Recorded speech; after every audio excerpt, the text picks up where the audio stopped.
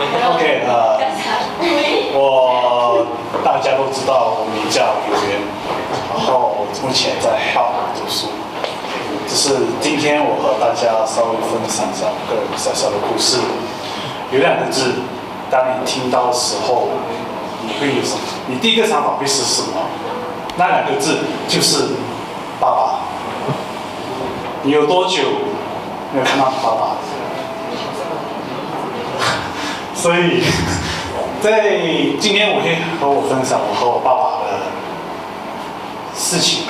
就在今年的时候，我是在那之前，我要大概跟大家介绍一下我跟我爸爸的一点的关系。就是我爸爸就是年，是我跟我爸爸的关系，就是在我小时候，我跟我爸爸会关系比较好。在我13岁那一年，我爸爸从沙劳越州到了沙巴开始他的工作，1个月回来1个星期。所以那时候我和我爸爸关系开始变比较疏远。所以就是因为1个月1次要来探望，所以有时候的那个关系的热情已经慢慢的消失。就在今年的时候，我见到我爸爸最少才见到2次，因为我教会有点事情，然后再加上我爸爸一些事情。就在我考好驾照那一天，我傍晚的时候，我得知我爸爸在沙巴的时候进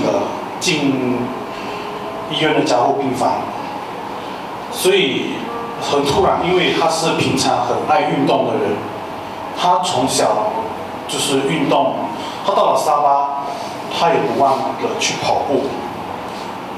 所以说，我就在想，我在沙巴我就在想，怎么这样一个很常运动的人，怎么会突然间躺在加护病房？所以在第3天的时候，我跟我妈妈订了机票，马上飞去沙巴，我去看看我爸爸。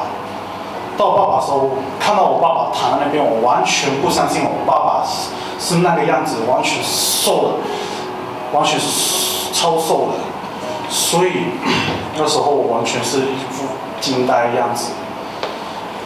然后那时候医生跟我说，我爸爸的腹部不是这边腹部的时候，他腹部肌肉有2/3是脓，就是青春痘脓。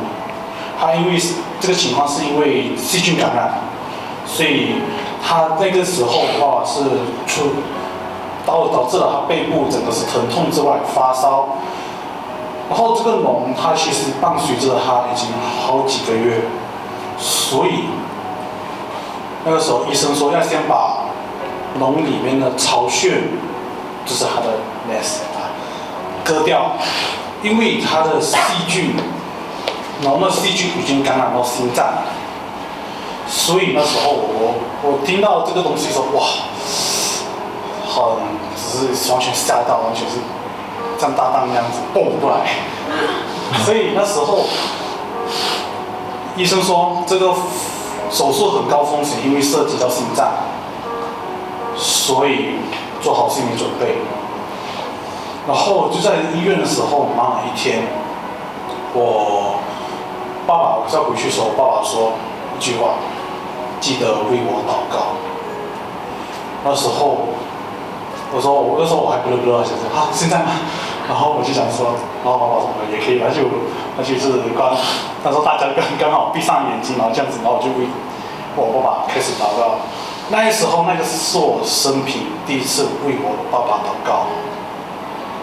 之后第2天之前，那时候我晚上回去的时候，我打开我的电话，里面传着我爸爸的代祷事项，在我的教会，在我的朋友圈里面，我是觉得很感恩，也很感谢我身边有这样关心我的朋友。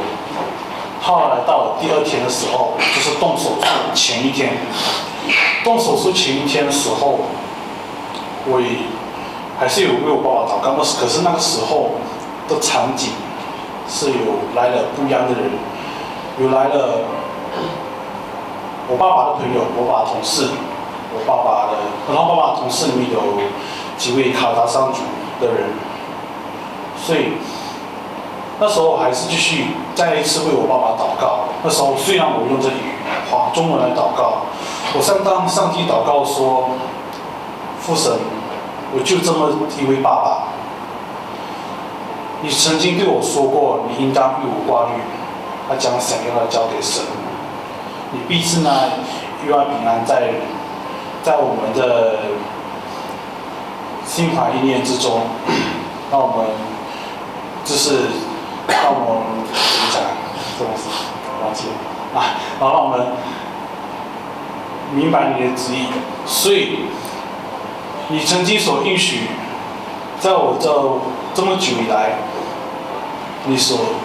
我的应许你也完完全全没有忘记过，你都应验。这个时候也不只是我爸爸，而是我们整个家庭的一个挑战。所以那时候我用这个祷文之后，起来的时候，每个人都哭了。那时候，包括我爸爸卡达山的女族朋友、女族同事也哭了。我是那时候感觉到，虽然不一样的语言，可是上帝在他们心中也都开始动工，只是这样意思啦。然后到第3天就开始动手术。那时候我爸爸很好笑，我爸爸在动手术前15分钟还跟医生讲这个笑话，这样，然后再进去医院。我还以为这场手术很长，没有想到只有1个小时，1个小时就解决了。可是这1小时让我很度日如年。然后1个小时过后，医生冲进来跟我说，跟我和妈妈说手术成功了。然后我也是很开心。可是医生就讲说，这个手术第1步，心脏的还没好。心脏呢，可能要打1个月抗生素来减低心脏里的细菌，它那时候才可以解决。可是那个时候才是重点是在后面，因为心脏嘛，所以那时候也是蛮紧张的。可是打了1个月过后，也是打了1个月抗生素，到了心脏那个部位。开始动刀的时候也很顺利的成功，也很感恩神。现在我回想起来，其实上帝让一些困难来到我的生命里面，我是觉得没有这个困难的话，我是觉得我没有为我爸爸做一次祷告过。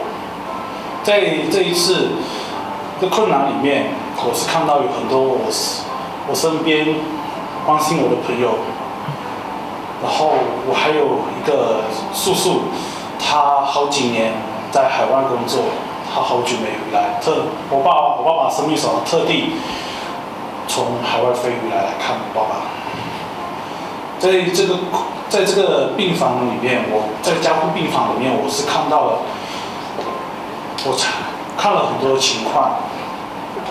我是觉得说，我也不会知道。